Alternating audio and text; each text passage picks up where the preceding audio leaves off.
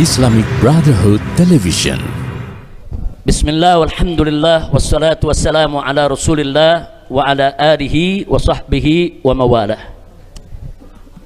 Ahiba'il kiram, segala puja dan puji kita panjatkan bagi Allah Jalla Jalaluh, yang pada kesempatan pagi hari ini alhamdulillah dengan izinnya, rahmat dan ridhanya kita semua bisa dipertemukan di tempat ini. Mudah-mudahan pertemuan kita ini menjadi satu awal yang baik dan menjadi penyebab turunnya rahmat dan barakah. Amin ya rabbal alamin. Nah, pada kesempatan ini saya ingin menyampaikan beberapa hal yang saya pandang cukup perlu untuk disampaikan berkenaan dengan pembebasan bersyarat yang saya peroleh pada kesempatan hari ini. Jadi yang pertama ingin saya sampaikan adalah apresiasi dan penghargaan, rasa terima kasih yang tinggi kepada istri saya tercinta Asy-Syarifah Fadlun binti Fadil bin Hasan Ibnul Habib Al-Mufti Utsman bin Yahya, yang mana beliau dengan segenap 7 putri saya selama ini dengan setia mengikuti dari mulai awal pemeriksaan sampai persidangan, sampai juga kepada penahanan, dan kemudian rutin pembesukan, kemudian rutin terus memberikan semangat, dan pada akhirnya juga harus keluarga juga yang harus memberikan jaminan untuk pembebasan bersyarat. Jadi ini sengaja saya garis bawahi, pembebasan bersyarat saya bukan pemberian partai politik, bukan pemberian pejabat, bukan pemberian kekuasaan, bukan.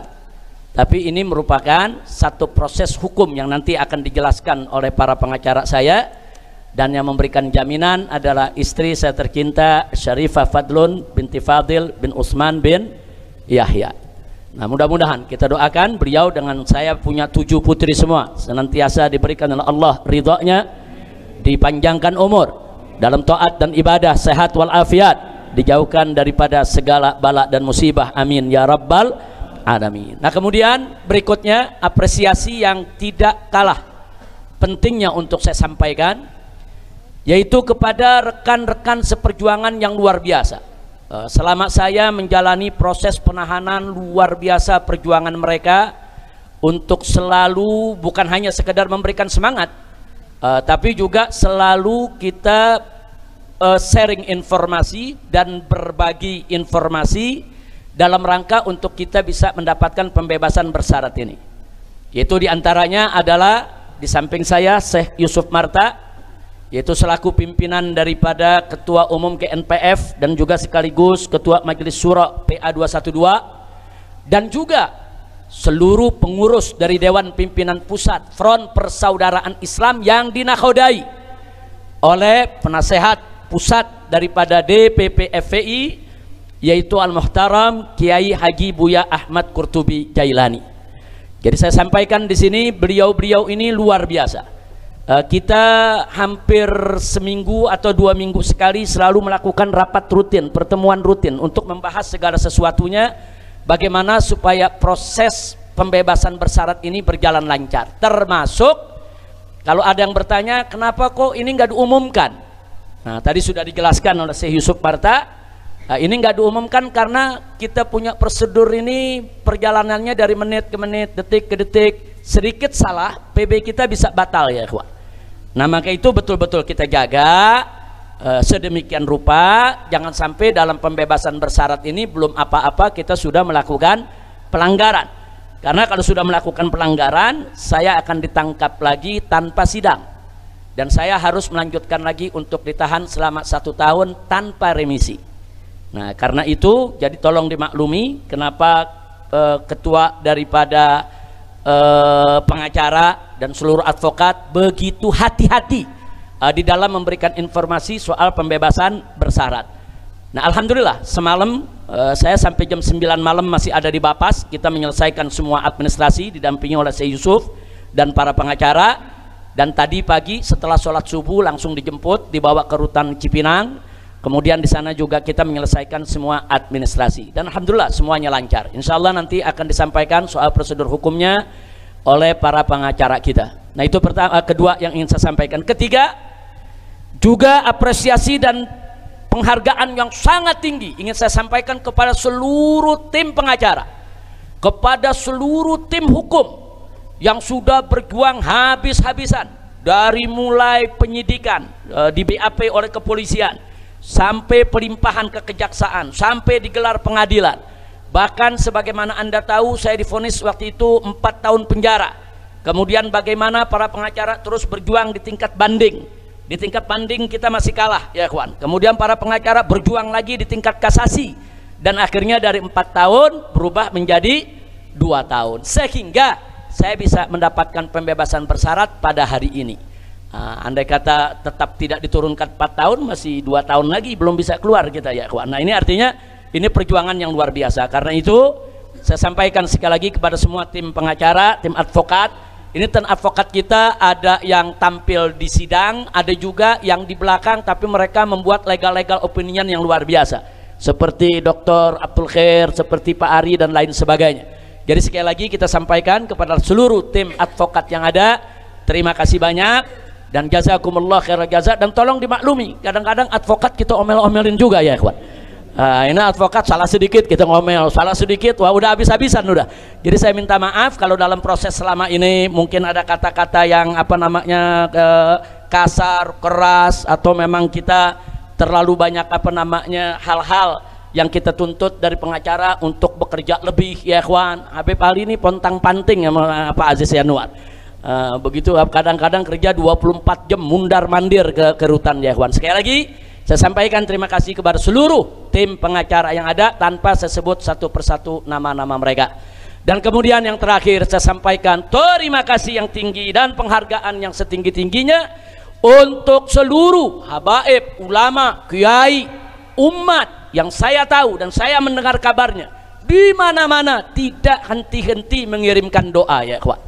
Nah, sekali lagi doa-doa yang antum kirimkan itu merupakan penguat jiwa kita. Doa-doa yang antum kirimkan itu merupakan penyejuk jiwa kita. Doa-doa yang antum kirimkan itu yang membuat yang kita sebetulnya sudah hampir jatuh tapi bangkit lagi. Yang sebetulnya kita sudah hampir jenuh tapi semangat lagi. Jadi doa-doa antum semua luar biasa. Dan doa memang punya kekuatan saudara sebagaimana kita ketahui yang begitu hebat, begitu luar biasa. Dan doa bahkan bisa merubah yaitu daripada nasib dan ketentuan kita. Mudah-mudahan apa-apa yang sudah antum lakukan dari pengiriman doanya, baik yang hadir di sini maupun yang mendengarkan daripada apa namanya acara live streaming ini yang dilakukan oleh Lembaga Informasi Persaudaraan. Nah mudah-mudahan semua dimanapun Anda berada, Anda bisa mendengar apa yang kami sampaikan. Akhirnya kami ucapkan kepada semuanya, baik dari mulai yang pertama tadi istri saya dan anak-anak, kemudian kawan-kawan saya di DPP, Syekh Yusuf dan kawan-kawan, baik di GNPF maupun PA212, dan seluruh habaib, ulama, kiai serta umat yang ikut mendukung dengan doanya. Jazakumullahu khairal jaza, waffaqakumullahu lin najah wal falah wal istiqamah fid dini wad dunya wal akhirah, amin ya rabbal alamin. Nah kemudian setelah apresiasi yang saya sampaikan tadi, yang berikutnya ingin saya sampaikan ya ikhwan, insya Allah saya bersama-sama dengan para habaib dan para kiai yang selama ini kita berjuang bersama-sama akan tetap istiqamah berjuang di jalan Allah. Akan tetap kita menyampaikan yang hak itu hak, yang batil itu batil. Walaupun seisi dunia mencerca, walaupun kita harus menghadapi resiko seberat apapun ya ikhwan. Karena amar ma'ruf nahi munkar adalah perintah Allah dan tidak boleh kita abaikan dengan alasan apapun. Nah karenanya saudara, dalam kesempatan ini juga ingin kami sampaikan, saya dan kawan-kawan semua, para habaib, para ulama seperjuangan, tidak akan meninggalkan umat, tidak akan mengkhianati umat. Kami insya Allah akan selalu berjuang bersama umat, akan berusaha sekuat tenaga untuk menjaga dan melindungi umat, akan terus berjuang untuk membela hak-hak umat. Karena kami adalah umat dan umat adalah kami. Kami tidak akan bergeser dari itu semua ya ikhwan. Nah, semoga Allah subhanahu wa ta'ala memberikan kemenangan kepada kita semua. Amin ya rabbal alamin. Nah, selanjutnya yang terakhir, akhirnya ingin saya sampaikan di sini saudara, sebagaimana yang telah saya sampaikan setiba di tanah air waktu saya pulang dari kota suci Makkah, yaitu ayo sama-sama kita gaungkan kembali dan terus menerus, yaitu revolusi akhlak. Revolusi akhlak dengan cara yang berakhlak. Kalau tadi disampaikan oleh tuan guru kita, orang tua kita, yaitu Muallim Kiai Haji Maulana Kamal Yusuf, bagaimana kita punya negeri saat ini saudara, di mana-mana terjadi kerusakan, di mana-mana ada kemunkaran saudara. Bahkan kebohongan saat ini sudah membudaya. Negeri kita ini lagi darurat kebohongan. Karena itu sekali lagi yang ingin saya sampaikan di sini saudara, apakah itu darurat kebohongan, apakah itu darurat korupsi, apakah itu darurat kezaliman, apakah itu darurat utang, apakah itu darurat ekonomi dan lain sebagainya, maka kuncinya yuk sama-sama kita obati semua itu dengan revolusi akhlak. Orang kalau akhlaknya baik tidak akan korupsi. Orang kalau akhlaknya baik tidak akan berbuat zalim. Orang kalau akhlaknya baik tidak akan menyusahkan rakyat. Orang kalau akhlaknya baik, saudara, tidak akan merusak negeri. Orang kalau akhlaknya baik, saudara, dia tidak akan menghina agama, menghina Rasul, menghina Al-Quran. Tidak. Orang kalau akhlaknya baik, saudara, maka semua yang keluar dari dirinya adalah kebaikan. Orang kalau akhlaknya baik, matanya akan digunakan untuk memandang yang baik, telinganya akan digunakan untuk mendengar yang baik. Saudara, akalnya akan digunakan untuk berpikir yang baik, tangannya akan digunakan untuk bekerja yang baik, kakinya akan digunakan untuk melangkah ke arah yang baik. Kalau akhlaknya sudah baik, maka yang akan lahir dari dirinya adalah aneka ragam kebaikan. Dan kalau itu terjadi, maka insya Allah Indonesia juga akan menjadi baik dan berkah. Amin ya rabbal alamin. Nah, itu saja yang ingin saya sampaikan. Sekali lagi saya mau tanya semua di sini, siap lanjutkan revolusi akhlak? Siap. Siap lanjutkan revolusi akhlak? Siap. Takbir. Allah. Takbir. Allah. Takbir. Sallu ala nabi. Allahumma salli wa sallim ala sayyidina Muhammad wa ala alihi wa sahbihi ajma'in.